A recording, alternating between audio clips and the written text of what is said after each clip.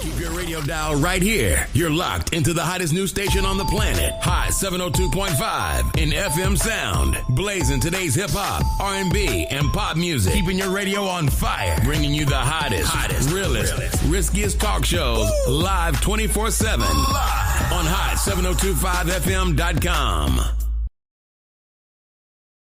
This is Herflow from Hot 702.5 FM. Las Vegas, looking for a winner-takes-all way to burn off that extra energy? Welcome to Bouncy World, the ultimate climate-controlled indoor playground. We're stacking the deck with specials all week long. Cool off with Frosty Tuesdays featuring ice-cold treats for the kids, then join us for free popcorn Thursdays, because nothing beats a salty snack after a giant bounce. And at Bouncy World, we believe every child deserves their moment to soar. Join us every Sunday from 9 to 11 a.m. for Sensory Sundays. We dim the lights and turn off the music to create a calm, inclusive space designed specifically for our newer, diverse community. At Bouncy World, we fly high. From high-flying fun to inclusive play, we've got it all. Visit us at bouncyworldlv.com to book your party or check our open play hours. Bouncy World, jump into the fun today.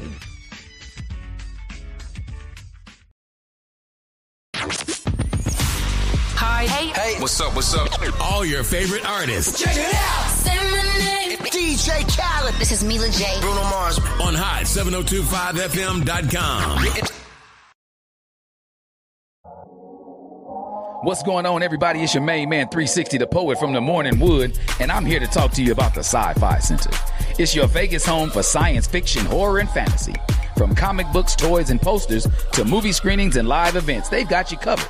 Located at 900 Cameron Avenue, Suite B209, give them a call, 702-900-4335, or reach them at thescificenter.com.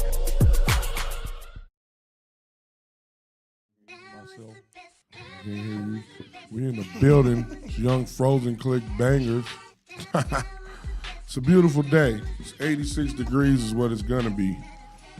I mean, barbecue, summer dresses, toes looking nice. If your toes ain't nice, don't show them to people. Please. I'm on my ish. Your feet gotta be nice, otherwise we can't talk to you. Nope. And I don't mean cute, because you ain't in control of that, but I mean taken care of. Hey, what up, boy? We in the building. What up? We here. I got on my AI jersey again for the rest of y'all. Georgetown this time. Blue and gray, like the neighborhood. Suge got on blue and gray like the cowgirl. The Cowboys. Read my shirt, we still them boys. Our guest running late, but when he get here, we gonna be great. Until then, Suge and I gonna talk about these playoffs. We gonna talk about these playoffs. Hey, in the background, you hear the soulful sounds of Knox Prime on a beat, a.k.a. a caveman and Desert Mob on the track rapping. Rest in peace to my brother. Shout out to Red, everybody that supported. Shout out to y'all. Have you ever seen $1 million in a shoebox? Oh, he said 100 G's. $1 million wouldn't fit. Some people ain't seen 100 G's. That's 100,000. 2 cots, please. Yeah, we in the building. So let's get into this sports. Welcome back, everybody. You are tuned into the Undrafted Allstarz Sports Show. I'm your host, Big Sugar, a.k.a. Sugar Doja the Great, a.k.a. Mr. Tell your friends about me with my bro host. Q Mecca, 2 texts up. You know, tragic gon' hold you down. My baseball sound. What up, man? Playoffs is crazy. That Piston comeback last night, man. That was the craziest. I was like, Pistons trying to go home. Y'all trying to lose to an 8 seed? An 8 seed is a 1 seed. That ain't happened since Golden State with Steven Jackson and Baron Davis and them. Yeah. Beat Dirt. I think it was Dallas. I remember that because I got one homeboy that's a Golden State fan. I think the Knicks did it some years ago with Sprewell and Houston. Oh, really? Yeah, they beat Miami. Alonzo Mourning, they were number 1. Knicks number 8. Knicks won the championship that year. They lost though, but they went to the NBA championship that year. The only 2 times I remember 8 making it. Pistons. Yeah. Pistons, great comeback. Y'all need help, though. Listen, I watched the game. K is a baller. The rest of them is role players. They good enough to win in the regular season. Regular season basketball is different than postseason basketball because they focus on your weaknesses and your players around you weaknesses. So, in the playoffs, they like blitz K, make him pass the ball to any of these other 4 dudes. Right. They ain't used to having the ball. They ain't used to making decisions. They ain't used to creating. So, it's hard. He need another guy. All right. He need another guy like a KD or I don't know who's else. Giannis, I don't know, somebody. He needs somebody that's going to help take the pressure off him. They can't just blitz him and then just think, oh, y'all other guys got to feel it. Yeah. Because the whole series, the other team, who they playing again? They playing The Magic. The Magic. The Magic had looked like a better team. The Magic came in through the play-in game, right? Yeah, Magic came into the play-in for sure. Paolo. What Paolo. his name is? Paolo. Banchero. What kind of name is that? He Hispanic? I don't know. Yeah, I'm guessing so. He looked like my boy Keith. He ain't had that's the your twin. 17 last night. Suggs had. Suggs had 7. 1 from 10 from the Suggs had a field. bad game. Sometimes it'll be a bad game. Kane had 3. Black had 8. He started too. Banchero and Bane had 17. But check this out.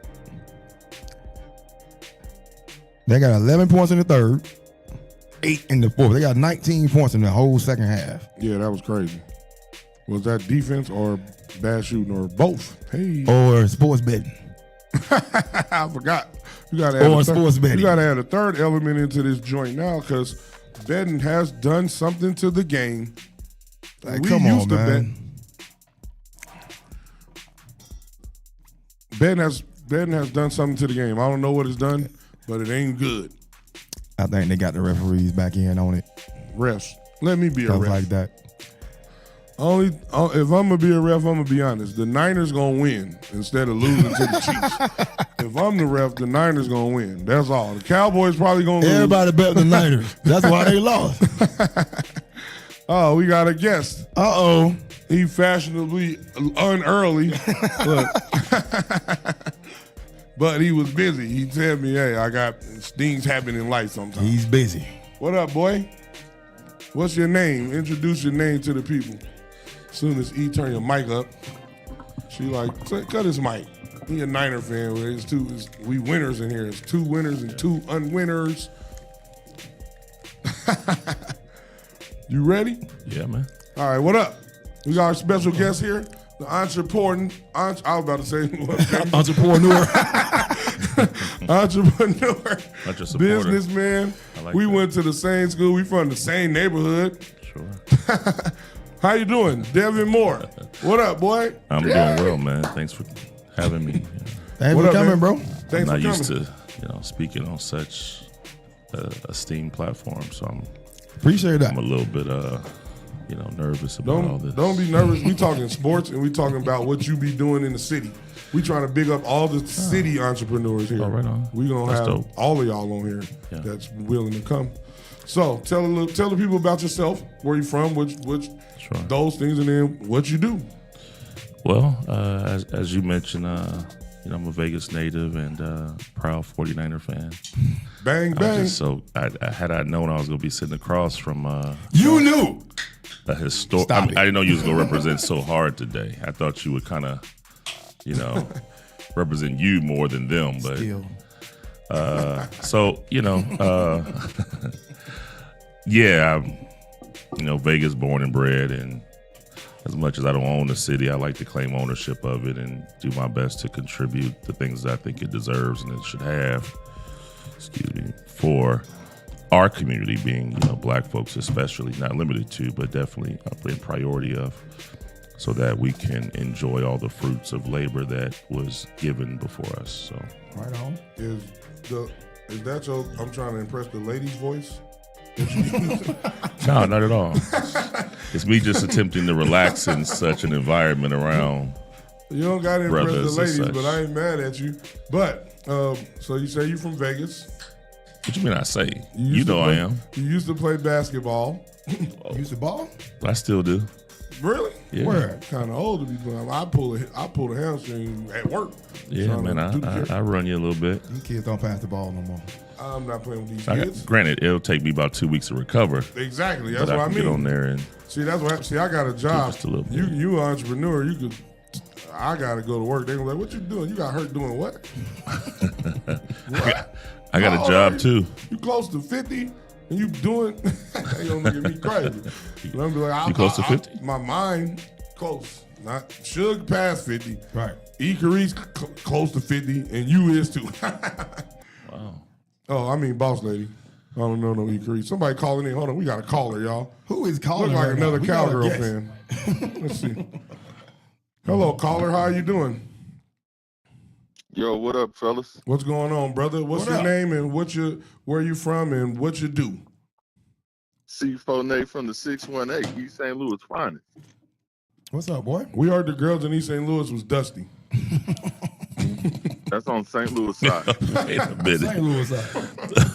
Wait, what? I'm lying. St. I'm Louis side, joking. huh? I'm joking, girls from East St. that's Louis. for real. They I be love good. y'all. You know they'll pull up. Right. They'd be like, what? I met East one. side, East side. The girls on the East side, they fight, and they don't fight fair. They hit you with a lock, stab you, all of that. That's why you left. You came to Vegas like, I ain't fighting no more girls with locks. No, I left because them young cats out there blowing up gas stations, shooting at dudes over $20 debts. Oh, yeah, well, I'd have left too. Hey, prayers and thoughts. Thoughts and prayers for those people in East St. Louis and all the That part. places, Gaza and everywhere where death is going on. Thoughts and prayers to y'all. Now, what's happening, bro? You called in to tell us what? Cowboys going to win 6 games this year or 7? 8. 7? Dude, what are you talking about? The Cowboys are going to win 10 games easy. I ain't mad at that. I looked at our 10 schedule. games easy. We play all this year. And so you can book it. You know, Suge gonna be wearing the 49 jersey. That's custom. Every time we play, I don't think he's gonna do it this year. We betting again. I know. That gonna make up for it this time. Didn't we have a bet in put- that you look. bowed out of? Look, Yeah, I'm we going to put bowed it to out. you like this. I'm in on the bet. You gonna wear a jersey too? I don't think they're going to lose. But if they do, you gonna wear a jersey. I don't care what you think. Yeah, I'll just let you. Look, Suge can wear the jersey, you wear the hat. And then y'all will be like dumb But and dumber. but when we win, you wear the jersey and the hat. Bet. I'm with it. All right. I'm used to winning. I think Suge done wore a jersey at least 3 years. I think I won three times. Well, they last cheated 4 all years. them years, so we can't count that. Amen. Let me down. But what's going Yo, on, brother? I got a couple fire bets for y'all for today. Oh, snap, fire bets. Fire bets in early. What is they? Fire bets in early, and they later games, so you got time. Go ahead. All right, we're going to start off with the over on the Cardinals and Dodgers first 5 innings. The over is 4.5 right now currently, -120. Okay. Next, we got the over first 5 innings on the Texas Rangers and the Detroit Tigers. Over is 4.5, -120. And the last one is a little early. It's 1 o'clock, so you still got time. Those other two come on at 4. The third one come on at 1. We're going to take the over first 5 innings on the Cincinnati Reds and the Pittsburgh Pirates. 4.5, $1.20. You know the deal. Bet. Those the C4 fire bets. 3 first halves. Overs. Three All first first halves. halves. He trying to get money Get fast. in, get them early. He trying to get money early. Right. Sometimes it'll work Get out. in, get 'em Sometimes early. you'll be mad. Cardinals, Dodgers, By Reds. the time you drunk at the Leagues Festival, you've been paid. All right, you got anything else? What you think about these playoffs? It's interesting, man. Lakers Playoffs won. are interesting. If you look and you starting to see blowouts, but they're also defensively presence blowouts. It's kind of similar to like how the blowouts would be back in the 90s. Because for a long time, there's been teams that ain't even scored 80 points in a game. When the last time you seen that in the playoffs? Yeah, that's That different. typically don't happen.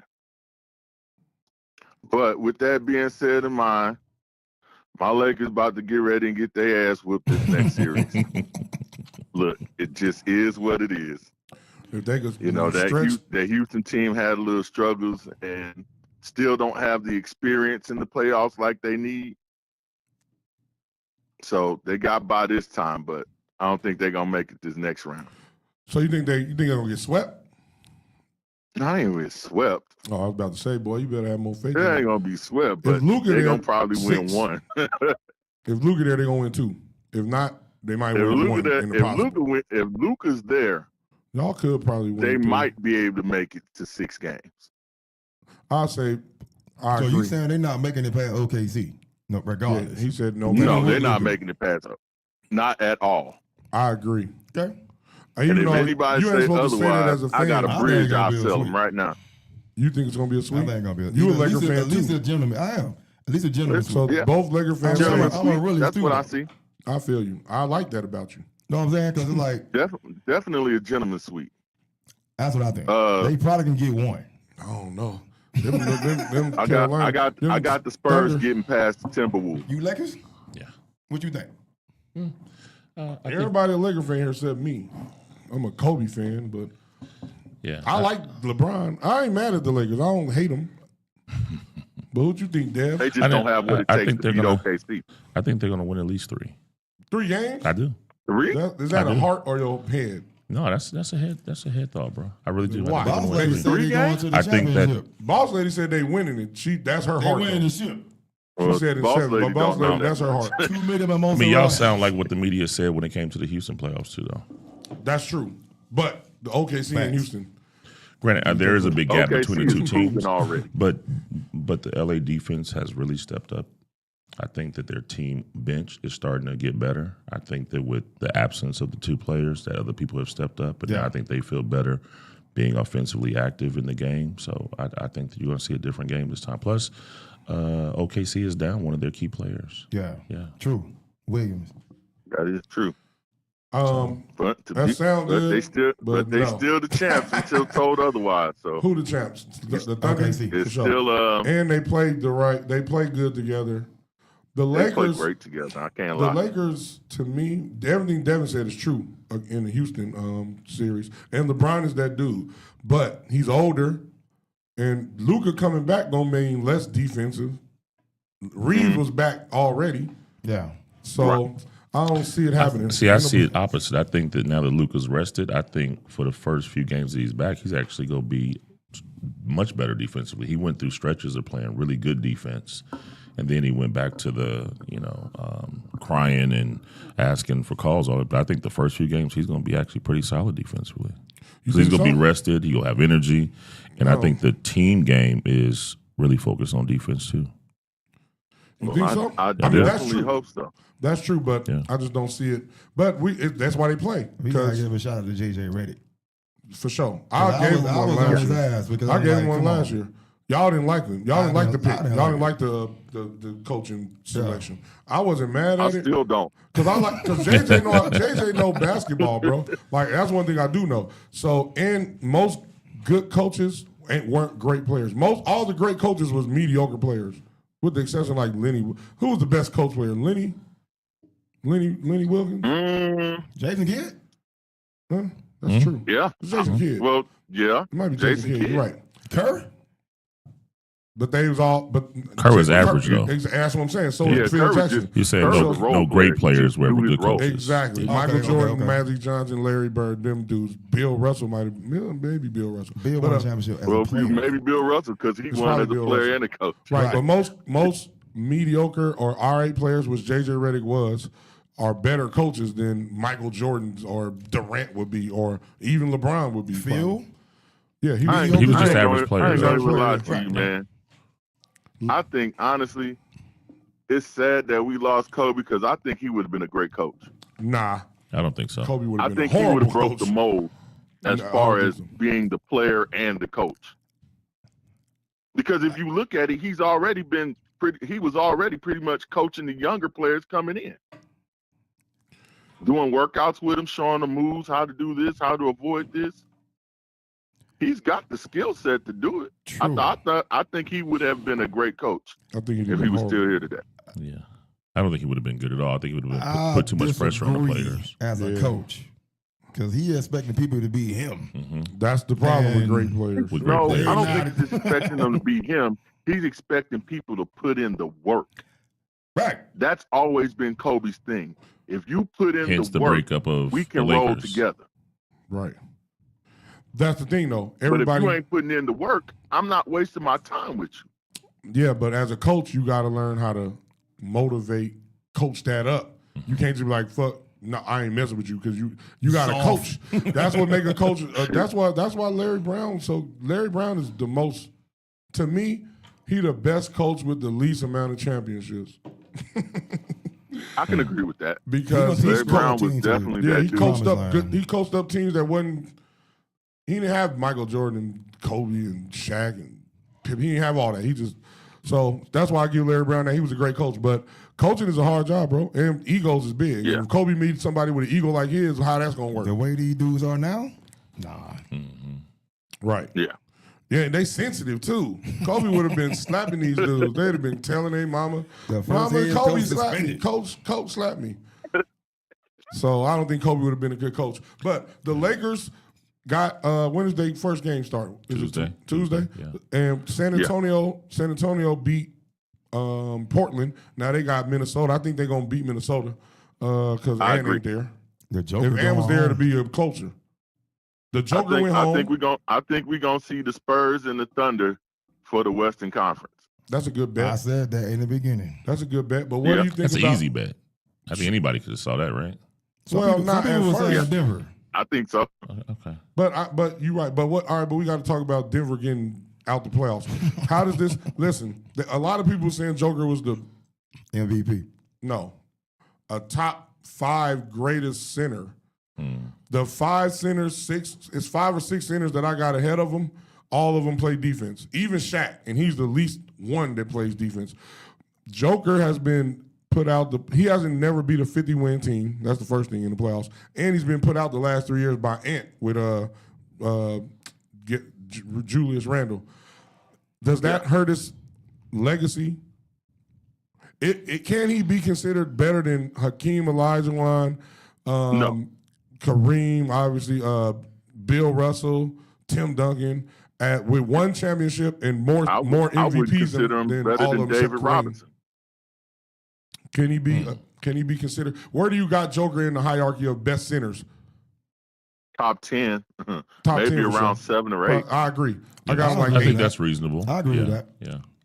If he wins, he probably got to win a couple more championships. No, he don't need no more MVPs. He's good at that. If he wins 2 more championships, then I think where we're you always prisoners of our time, that we always forget the past players and the true value of what they were, because we're just looking at the person right in front of us. True. And now we're in a league where defense is not played as much, so you can pad the stats so much. Facts. Right? So now we're looking at a inflated stat line, and we're basing it off of that, which is what is MVPs. Plus, the league still has a strategy. They got to globalize it, so they got to give a lot of, let's say, a lot of international players opportunity to be the MVP. They got to vote them in so that they can keep expanding the league. So it's a political agenda that's behind it too. Why they keep getting it. And we talked about that because we named the top 5 best players right now. Take away LeBron, Steph, the older guys. Take away the older guys. And it's Harden. all international players. Yeah. Shea, Joker, Ant Giannis. was the only one. You say who? Ant was the only one that wasn't international. It The was only Shea, one that Joker, wasn't Giannis, international. Ant, and Wemby. And Wembanyama. Yeah. Y'all didn't put the Detroit kid in there? Okay. No. Hey, Cunningham. You gonna put him before any of them? Well, I'm saying that he's not in that. I thought you was gonna argue maybe JT, Jason Tatum. K to I me would got to too. show me more. K got to show me more on a consistent This basis. is his coming out he's up season, and coming. He's basically. up and coming. Sure. I think we'd be disrespectful to Jason Tatum. I think we do sometimes. I agree. Probably because they playing Boston. He a Celtic.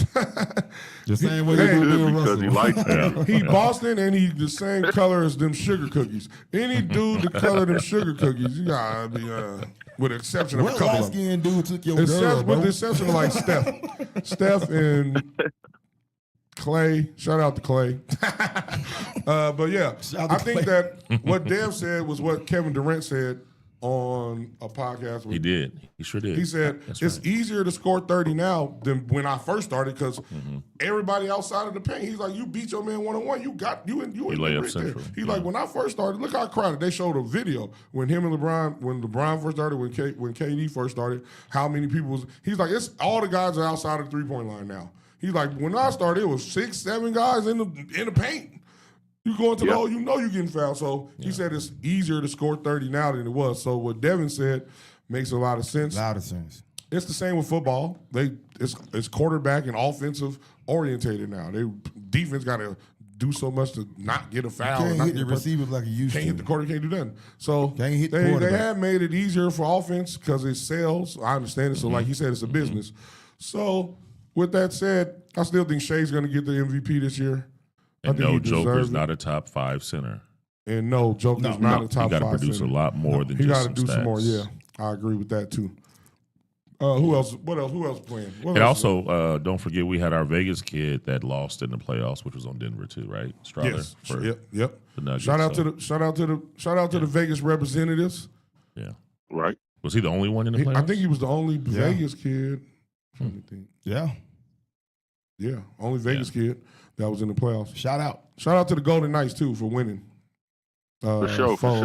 They won 5. It looked like they got a chance at winning it all this year. They always competitive. Well, that's all we ask for. Once they fired their coach and they got the new coach, they've been on a run.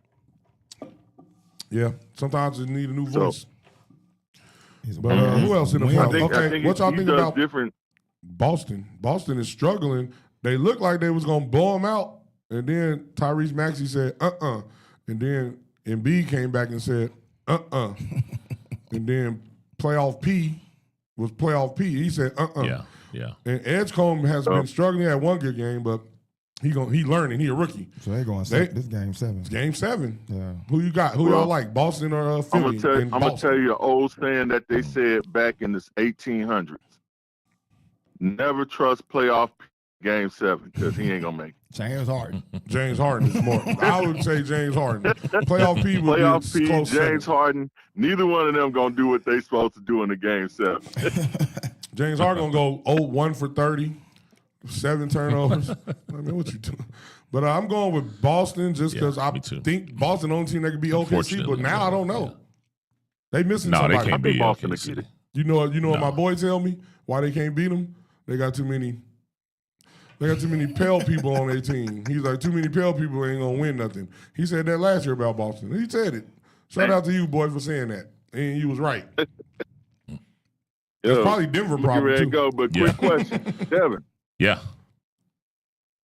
Y'all, I'm hearing y'all do Big Wiss on Thursdays at Mariposa. Yeah, that's actually true. Real? Yeah. Okay. I do not know how to play, but we do have a group of about 25, 30 that come every Thursday, typically. And, man. Yeah, they get out. Okay, well, shit, I need to pencil myself in there. You should. I'm sure they'd love to have you. I most definitely will. Well, I got a little gout issue right now, so I ain't moving nowhere. That's why I ain't in the show today, but I'll definitely be that on the Thursday, man. To You come sound in like a Big Wiz player. Take your gout. Take your gout and burnt bacon and step. Hey, I'll let you have that one right now. If you want to say it to my Spell face. quietly. Hey, I love you, boy. Thanks for the call, my boy. Thanks for calling in. And enjoy All right, this man. Love conversation. y'all, man. Good talk, Devin. Righteous. All right, so Devin, he's segued into some. Tell us about some of the businesses that you work for, own, promote. What is it, so the people can know? Well, and first, we need to let you know that the studio you're at is Revive Hot 97, and it's a black-owned business. Hot 702.5. Hot 702. Why I say Hot 97? I don't know. It must be that Mimosa Royale over there. Hot 702.5, black-owned business. Hey, it's one of them too. So if y'all looking for black, well, she got a husband, so her husband come first. So it's black-owned. Ta-da. Black female owned. You heard what she said. I ain't agreeing with it. It's Mr. and Mrs. Banks. They the part of the Bankses now. She a Bankses girl. You've been in the scene for a while as a promoter. Tell us about that. I never looked at myself as a promoter. I feel that. I do own a marketing company that I've had 20 years. And so I've always been in the idea that we deserve better in our city, which I kind of mentioned earlier. And so I've always took personally the importance of sharing and marketing our Black-owned companies. Is one of the recurring things that people talk about is they don't know where Black-owned businesses are. True. I was in a workshop recently teaching how a lot of times Black-owned businesses don't have a dedicated budget to marketing. And so as a result, they don't have the skill either. When they don't have the skill or the budget, they don't get found. Their business life is shorter. They go out of business faster. And so I think that it's important for us to have a very vibrant, community of Black-owned businesses. One, that we can employ our own people. We can recycle dollars and obviously build wealth within that. And I think that, we have models. Atlanta is the most recent model of how they came up in our lifetime to be a phenomenal hub for Black business ownership, which then created a lot of wealth in Atlanta, which they're in the top 3 cities of the most Black millionaires currently. And then we see that moving over into Houston, where they had already had a certain level of thriving, and now they went up, where now everybody's vacationing in Houston, if you're Black, if you're going somewhere domestically, and they're moving to Houston. They're moving to Houston, too. And, great numbers as well as Black folks. True. So, for the city, man, I'm just so passionate about it. I think the opportunities are endless for us. We just don't work together enough to... Facts. Be able to pull from our brain power, our relationships, our resources, because they're not going to ask us to join the wealth explosion. Yeah. We know, we're talking about sports, we know that the NBA team is but some days away. The A's is but days away. Right. We're the number 1 tourism place in our country. But also we're a major hub in the world. And we don't capitalize on that market and that industry. It's about 130,000 Black folks that come to our city every week. 130,000+ every week, Black folks. They're spending a minimum about $37 million a week in our city. But as Black folks that live in Vegas, we're not focused on our number 1 industry. On how do we make money out of that? They're looking to spend money with us. I think I want to say y'all, since y'all from here, spoiled. But you too, you live here. Well, yeah, I live here. Right. So I guess I'm a native, right? Yes, you are, brother. I've seen it change. You know what I'm saying? And I want to ask you about that. Like how Vegas have transitioned to more corporate now, right? We getting teams, like you said, and it's more corporate in a way. How even coming together as Black people, right? How did that, even them being corporate, how did that affect us moving forward? And I think it's kind of pushing us away. If you know what I'm saying. It does. It does, because we don't have strong collective voices. True. We have relevant, influential individual voices, but the corporate understands that it's just you, so I don't have to listen to you as much. When you have a backing of strong groups that look like them, now it's a very different ballgame. Gotcha. And we have learned how to operate phenomenal on our own. We don't know how to operate as a team. We talk about sports, right? I use this all the time whenever I'm speaking, though. Wealth is a team sport. Economics is a team sport. But we keep playing solo ball. Right. Thinking that, I'm just going to get mine. Right. And the road is 10 times harder when you're playing by yourself versus being able to have a team that you're working with that can, hey, when you down, somebody's up. We all have certain relationships that the other person doesn't have. So we all bring different stuff to the table, different resources and benefits. And so we're playing what they say, you bring in a plastic knife to a gunfight. And we're really not positioning ourselves to have a strong footing in this evolving corporate game that's happening in Vegas. Right. I can definitely understand that. So this is, because you always ask me this on social media, because Devin is my brother, y'all. We don't always agree, but it's always respectful. I'll be like, Devin, what you saying is true, but what you do to try to get us to network, tell them about your Wednesday night Black-owned networks. Everybody come. So I'm always still ain't came to. I'm always on my brother, head, because we have became too comfortable and spoiled with our phones that we no longer connect in real life. And so I'm always like, yo, bro, I hear what you're saying.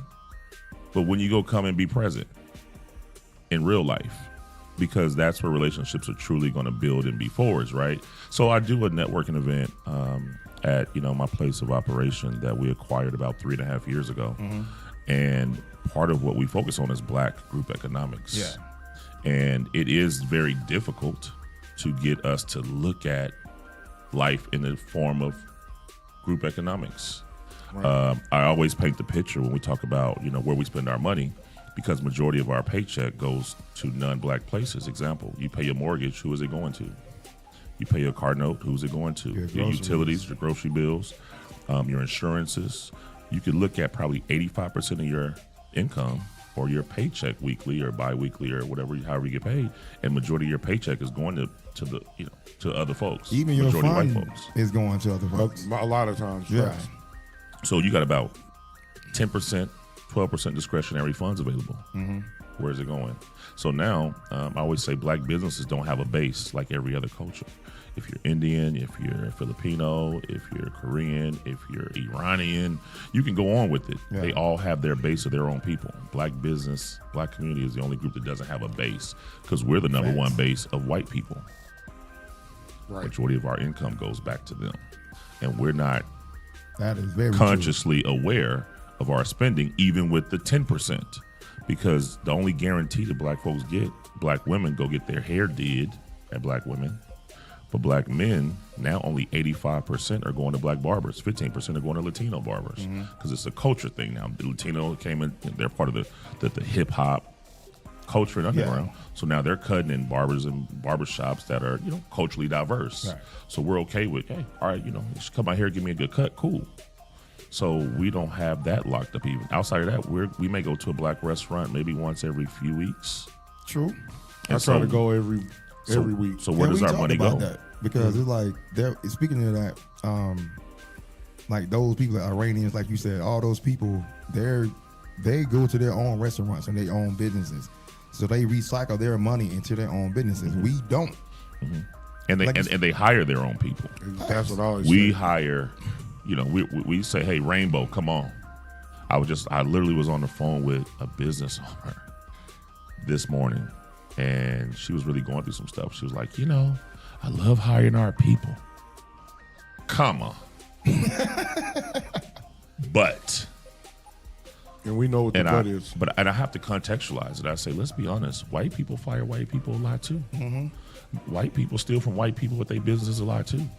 Sometimes we lose thought of that because of what we're going through in the immediate. Yeah. But the fact of the matter is, it's tough dealing with humans. Human beings. You always say that. That's a fact. Right? That is a fact. So when we begin to just understand that, hey, and this is the other part of it. I was telling someone else, we have to make sure we're raising our children and our family and our community to be better supporters and workers, right? America understood, let's create an environment where we educate our people to work for our businesses.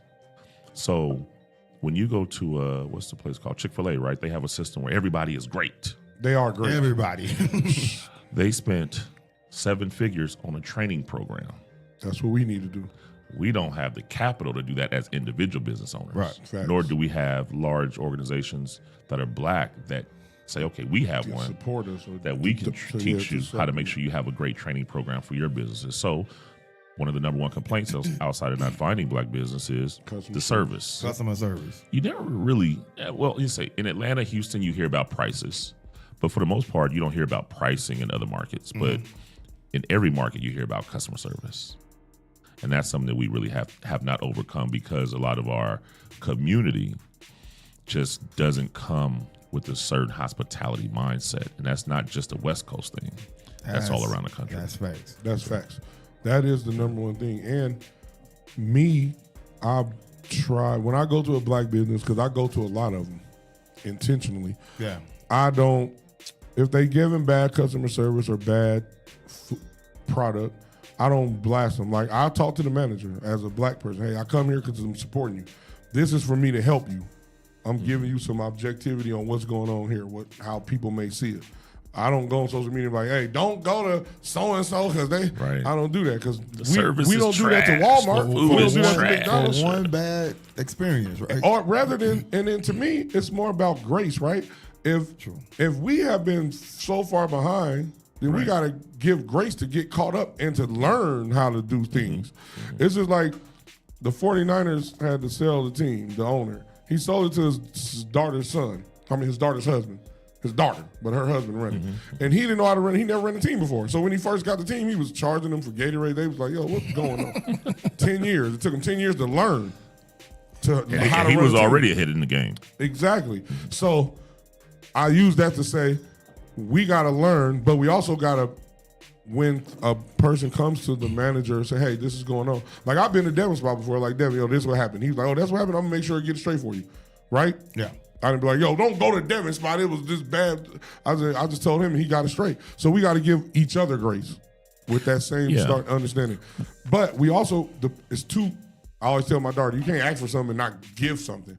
We going to give your business owners grace, but y'all got to hold your business, your staff accountable too. Right?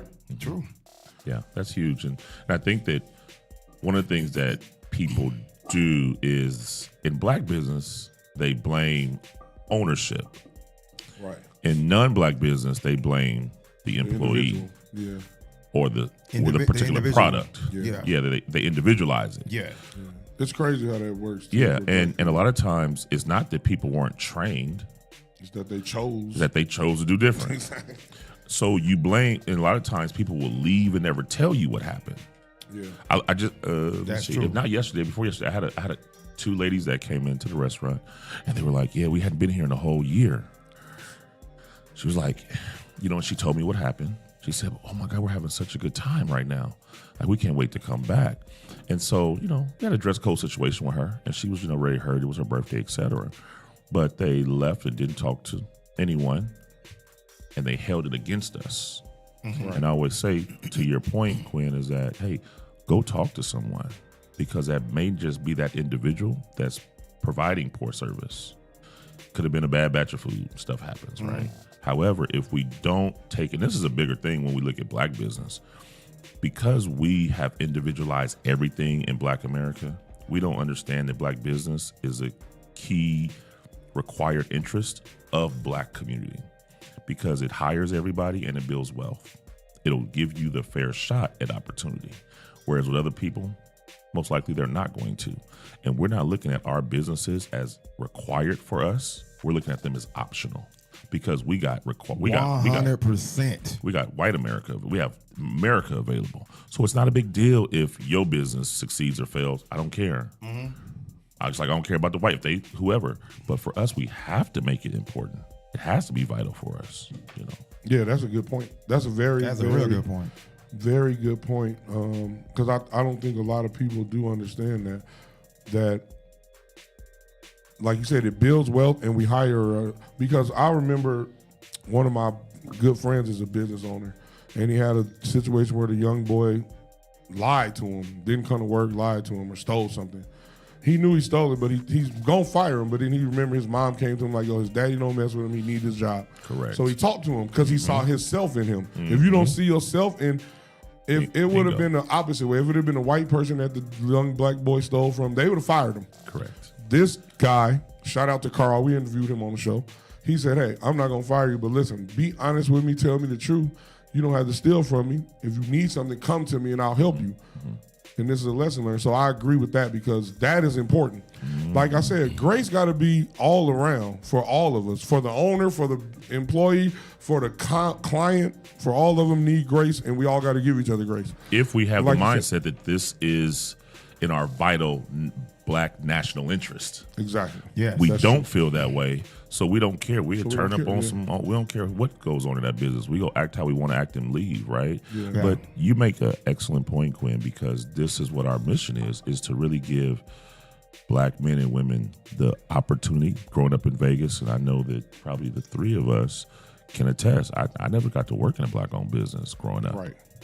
I may have saw some black-owned businesses, and it didn't necessarily always register. Yeah. Nobody ever talked to me about it. Sure, yeah. So what's That's important is that we make sure that we have a generation of black young people that are getting checks signed by somebody that look like them, that they can depend on their direct deposit to hit on time every week, and then that give them the comfort to go buy a car, go on a vacation, get financed for a home from a black-owned business. And what that does psychologically to a people, that now they can begin to think bigger and aspire for greater things. Just you saying that, the way you just said that, never thought about it that way. Ever. We never thought about that. We had Jimmy's, right? Jimmy's was right Yeah, there we on did. Hart Street. But I never thought about it, even though Devin said that. I never thought about all this. And we had throwers, right? And Big 8? Big 8, yeah. My grandma worked at Big 8. So we had a couple, but we never thought about it like, oh, this is a black business. This is something in the community. So, and like when we started school, like I said, my daddy went to school on the west side. He went to the west side school. But when we started, we had to go bust far out. So we never thought about like what Devin said. And Killer Mike always talk about how he only saw black people. He said, my heroes and my villains was black. In Atlanta when I was coming up. That's what he said. Yeah. And that goes to the point of Devin, like when you say black, because I remember I got a homeboy. He was talking about why niggas always come up to me wanting a job. I said, hold on. We work for a good company and we could give another black man a job. You think the white man don't give his wife's nephew or brother the job? Right. I said, but you mad because somebody trying to get a job because they know you got to get a job. I said, we got to get rid of that thinking. Shout out to my boy, but I ain't gonna say your name, but we got to get rid of that thinking. So Devin brings up, I guess it's just the thinking we have to change the thinking and the mentality, but it starts with our children. Yeah. We got to teach them. We do. And it's not where, and that's the baseline. I always say, taking care of your family is the baseline. That should be done anyway, right? Like you saying. Right. That's what we're supposed to do. The challenge of us is that's where that's the only thing we do. We don't go to say community is key to my family or is an extension of my family. So what happens is we feel like we got a pat on the back because we raise our son to play good football. Right. So I did a good job as a daddy. There's a short story that I tell often because it was the story was told to me, and it was a brother who raised his son got all A's, top athlete, went to college, D1 college. Son came home, going to his junior year. Came home to hang. He was hanging out during the summertime. Went out, kicked it. His dad was asleep in the room. Whatever. His dad woke up because he saw some sirens. Right? He saw some sirens. So his dad looked up, didn't say nothing, went back to bed. About 10 minutes later, sirens got closer. He was like, oh, shoot. Went to the bathroom, went back to bed. Sirens, then he heard the sirens. He decided to go look out his window, walked down to the corner, and ended up finding out that it was somebody that had got killed. Got close to the scene. Lady ran up to him and told him it was his son. Months later, they found out that it was the kid 2 doors down that killed the son. The father said on a TV interview, how do you feel about all this? He said, my biggest mistake was I didn't raise the boy 2 doors down.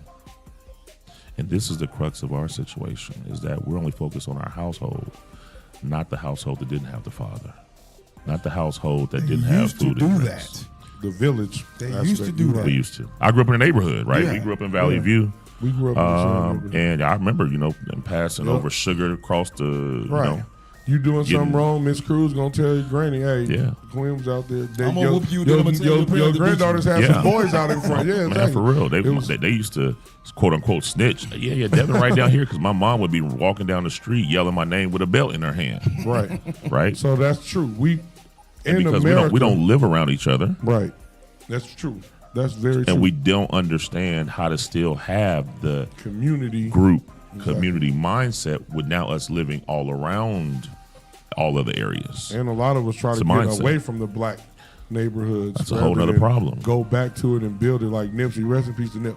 But I agree with everything Devin said. This is a good talk. We're going to have another. We're going to have to have you come back because we didn't bring him back on a Thursday.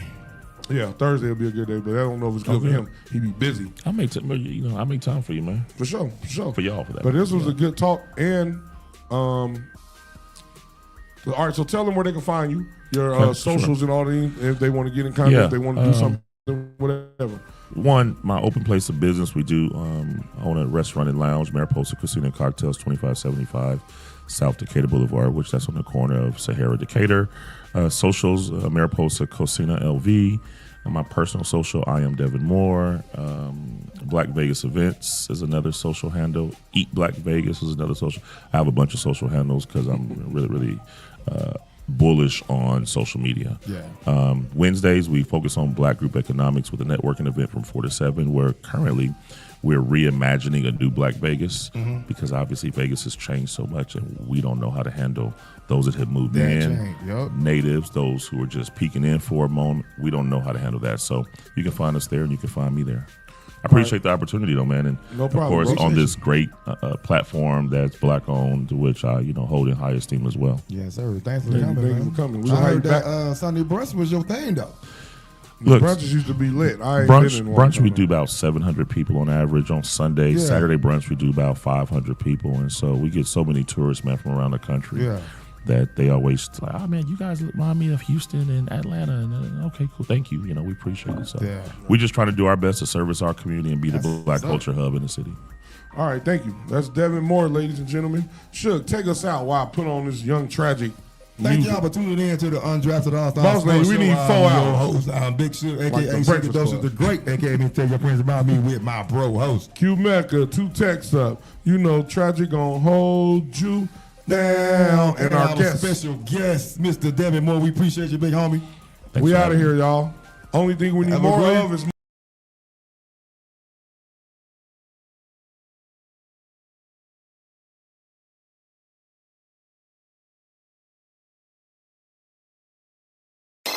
Keep your radio dial right here. You're locked into the hottest news station on the planet. High 702.5 in FM sound. Blazing today's hip hop, R&B, and pop music. Keeping your radio on fire. Bringing you the hottest, realest, riskiest talk shows live 24/7 on hot 702.5fm.com.